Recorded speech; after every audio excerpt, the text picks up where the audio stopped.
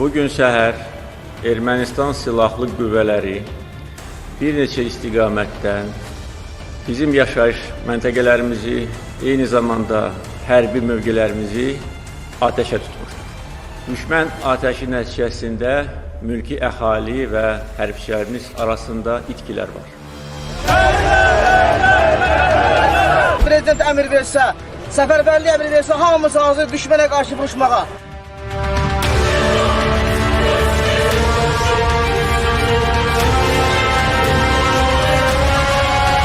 Belə biz heç kəs qorxuda bilməz. Ali Baş Komandanın hamımızlıqla müraciət eləmişik, yanındayıq. Cənab Ali Baş Komandan, əmr edin, biz hazırıq. Azərbaycan Respublikasının silahlı qüvvələrinin Azərbaycan Respublikasının Dağlıq Qarabağ bölgəsini və ətraf rayonlarını işğal etməsi, Azərbaycan Respublikasına qarşı silahlı hücumlar etməsi və mütəbadi hərbi təxribatlar törətməsi ilə əlaqədar 2020-ci il 28 sentyabr saat 00-dan Azərbaycan Respublikasının bütün ərazisində hərbi vəziyyət elan edilsin.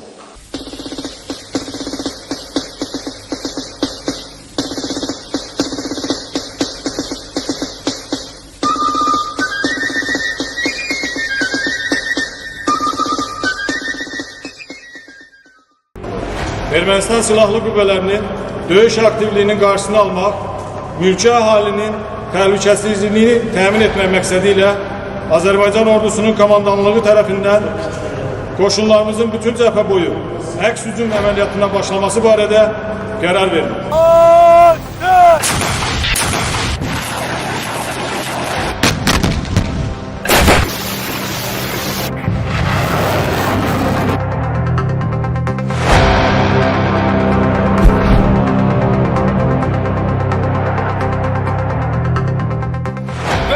Məntəqəsi istiqamətinə irəlilər, aydın oldur.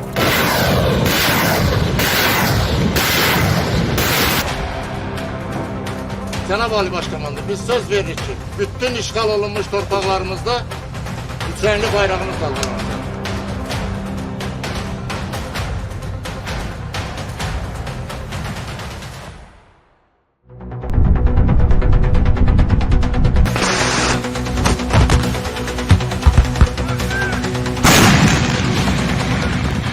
Füzuli şəhəri işğalçılardan azad edilib, Füzuli bizimdir, Qarabağ Azərbaycandır.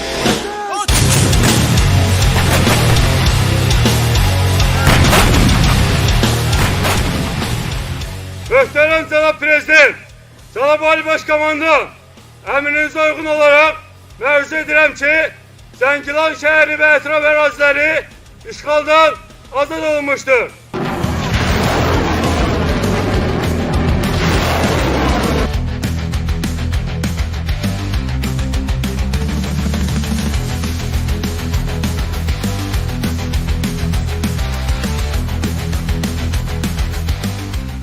Möhtərəm Prezident, Cənab Ali Baş Komandan, sizin əmrinizə əsasən Qubadlı şəhəri işğaldan azad olunmuşdur.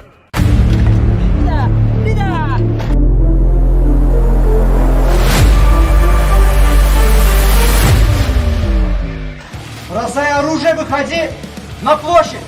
Мы тебя трогать не будем.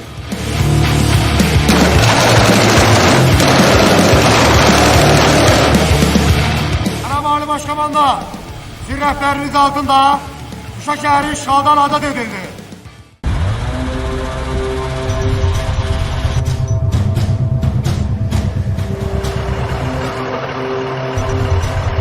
Cənab Ali Baş Komandan, Ağdam rayonu işğaldan azad olundu.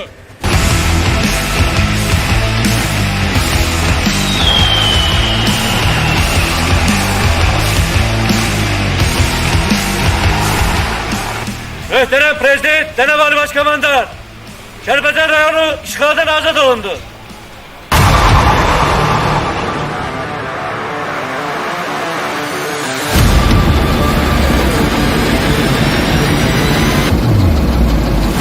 Möhtərəm Prezident, Cənab Müzəffər Ali Baş Komandan, əmrinizə əsasən Azərbaycan ordusu Laçın şəhərini, Sabuk, Sus yaşayış məntəqələrini tam nəzarətə götürdü.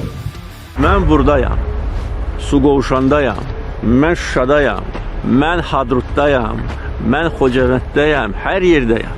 Vəssalam, qutardı, bitdi. Əskərlərimiz aslan kimi keçiblər, əziblər düşməni keçib. Əcəb deyil, öz torpağında.